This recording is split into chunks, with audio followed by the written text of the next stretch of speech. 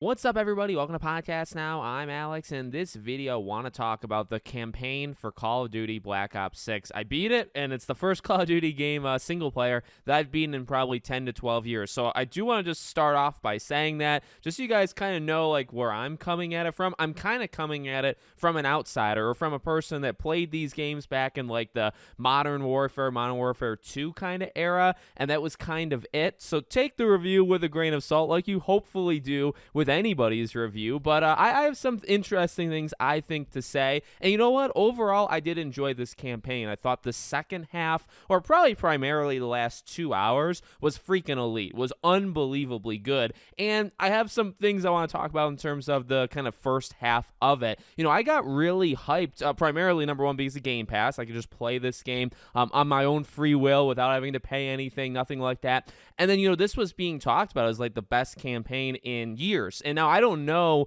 what the other campaigns were like, right? So I don't know necessarily when some of these features came into this one, but, you know, I'm seeing this getting 8s and 9s and people saying it's one of the better Call of Duty campaigns. Now, I don't know about that because, again, like the first half of it, I thought was all over the place. And I was struggling. I actually put this on Twitter. I was like, you know, it's just not clicking with me. And the ending of this game got super, super good. So, okay, let's talk a little bit about it. What this game feels like to me, I told a friend of mine this, it feels like Halo Infinite. Now, I don't know if anybody else got that vibe. I don't know if I'm crazy, but the idea of, like, it is Call of Duty. At its core, it's always going to be Call of Duty. And honestly, having not played it in like a decade, it really doesn't feel any different. Like, it really feels like coming back, hanging out with an old friend again. It really feels like that. Nothing has like massively overhauled. Now, what has overhauled, I guess, is the way that they position you in those Call of Duty moments. So what this game does several times is goes semi-open world. It puts you in an area and it says, hey, you got 3 objectives. They're all in the corners of the map. And then when you go to do them, you're actually going to find all these other question marks, and there's going to be like 15 sub-objectives. You know, I think the 3rd or 4th mission of this game is like this, right? They throw you in, you have to blow stuff up, and then in the meantime, if you want, you can take out small little camps. You can take out other things to blow up, right?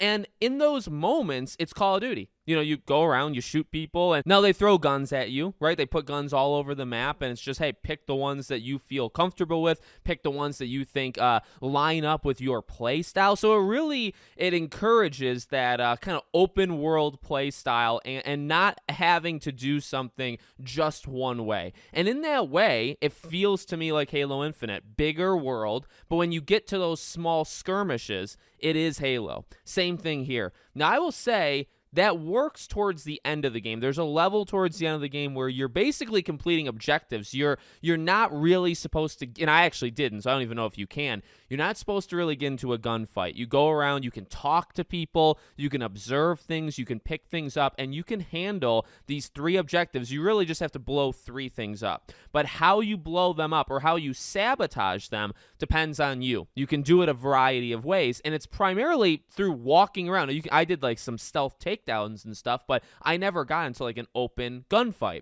And I thought that was probably the best way of doing it. And it was also kind of secluded. It was a camp. It was one camp. You're stuck in the camp and you have to do it. So I felt that kind of worked really well. But I got to be honest, I don't really think the other stuff worked for me. You know, even the zombies level, the very first zombie level of the game, it's interesting. It gives off kind of like a Control vibe, actually. It feels very much like I'm playing the game Control. But you're going around and, you know, you face kind of mini bosses at the end. You're completing kind of these sub-objectives. I mean, I can respect it, I guess, for changing things up. And, you know, generally, you're not really doing the same thing twice. I mean, like, again, it all boils down eventually to shooting things, okay? Or pulling a lever or doing this or doing that. But the way they throw it at you is different each time. And, again, like I said, the way you can handle situations is really up to you. So I can appreciate what they're doing. I think some of those levels kind of in the first half, like the casino one, I actually thought was really cool. And the game is always looking good. Visually, the game is always looking good.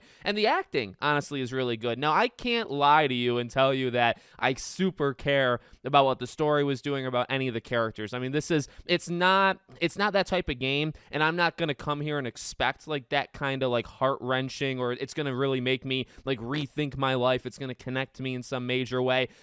Call of Duty to me is like some over-the-top military shooter, right? That's got these conspiracies, have these twists and turns. And now the game did, what I will say, towards the very end, it did a couple different things, okay? The story actually picked up. The characters actually picked up, so that's number one. Number two, it felt more like COD. It felt like more like old school COD. So one other negative I have that was kind of fixed in the second half is when I think of Call of Duty, I think of those kind of on-rail, like larger-than-life, these big explosions. You're on something and it's being shot at, and, you know, those kind of moments. And I felt that they sacrificed those for the player agency, for the open world stuff in the first half. There were the longest moment that you're on rails and you're, you know, shooting things and things are blowing up, things are flying all around you. You know, it feels very like cinematic, right? The biggest time that they did that, or the longest time, is you're on a motorcycle and it lasts maybe 2 minutes. There's other times where you're in a vehicle and you shoot one thing down and it's over. Or you're in a vehicle, you do it for maybe 20 seconds and it's over. And it felt like it was just kind of things that they were throwing in to get to the next semi-open world thing. So I didn't really love that in the beginning. Now, like I said, I guess to put it like as simply as possible, I think the pacing and the balance was better towards the end, because what the ending kind of did is it had story moments. It had not necessarily ways of like, handling something like 1,000 different ways. It did have that one level that I said earlier, right? It's kind of sabotaging 3 different things. So it had that, but it wasn't excessive. It also had a moment of doing several sub-objectives that you couldn't really do in a, like, your own way. You had to do it a certain way, okay? And it was kind of story heavy. And then in between that, they did it with these over-the-top massive gunfights, massive waves of enemies towards the very end, and still player agency, because you can set things up the way you want to. They give you every weapon, you know, in the freaking dictionary that you can equip and figure out which one you want to use. They're throwing all different kinds of enemies at you. Like I said, it feels very over-the-top. It felt very cool, and it felt very Call of Duty. So honestly, I think those last 2 hours, like I said in the beginning, were elite. They were elite. They were the best combination of all these different aspects that they were trying to do, I think, throughout the whole game. The story was good. The characters were good. The way they threw enemies at you were good. The fact that you could still kind of handle it your way in terms of weapon choices, that was there. The over-the-topness and just how, like, large-scale some of these huge battles were, they had it all in the last 2 hours. Now, the first 4 to 5 hours, that wasn't, it was kind of like one of those things or 2 of those things, but not all of those things. So I think they really picked it up towards the end, and the beginning, or the mid, or I guess the first 50%, probably more than 50%, honestly,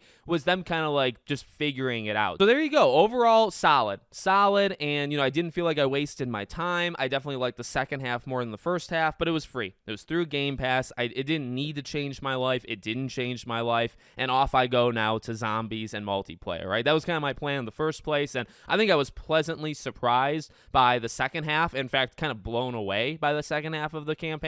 First half was middling to me. It didn't do it. It did probably, I guess, what I thought, like, going in without the reviews, where it's like, this is a COD campaign. I was into it back in the day, but obviously I haven't done anything with it in the last 10 years. That kind of stayed the same, but definitely the second half, I think, took it up a notch. So let me know what you guys think in the comments. Make sure, as always, you're subscribed to the channel, bell icon turned on. I hope to see you all on the next one.